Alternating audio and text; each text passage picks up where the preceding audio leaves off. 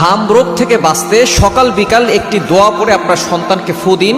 সকল ধরনের অসুস্থতা থেকে আল্লাহ আপনার সন্তানকে হেফাজত করবে। বর্তমানে সারা বাংলাদেশে 100+ শিশু এই হাম রোগে আক্রান্ত হয়ে দুনিয়া থেকে বিদায় নিয়েছে।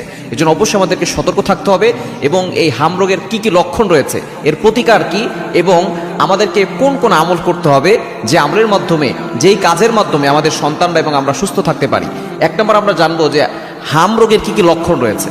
এর 1 নম্বরের লক্ষণ হচ্ছে জ্বর ওঠা এবং সেটা বারবার বেড়ে যাওয়া, 102 থেকে 103, 4, 5 পর্যন্ত চলে যাওয়া, মোটামুটি বেশ কয়েকদিন থাকা এবং ঠান্ডা হওয়া, কাশি হওয়া, চোখ লাল হয়ে যাওয়া। শুধু তাই নয়, লাল লাল যে রেশগুলো আছে সেগুলো শরীরের ভিতরে ওঠা, যে লাল লাল দানাগুলো শরীরে ওঠে, এগুলো যদি ওঠে অবশ্যই সতর্কতা অবলম্বন করতে হবে, দ্রুত চিকিৎসা নেওয়ার ব্যবস্থা করবেন এবং আপনি অবশ্যই অন্যান্য যেই বাচ্চারা আছে এবং যেখানে জনবহুল লোকজন বেশি থাকে সেখান থেকে আপনার সন্তানকে দূরে সরিয়ে নিয়ে আসবেন।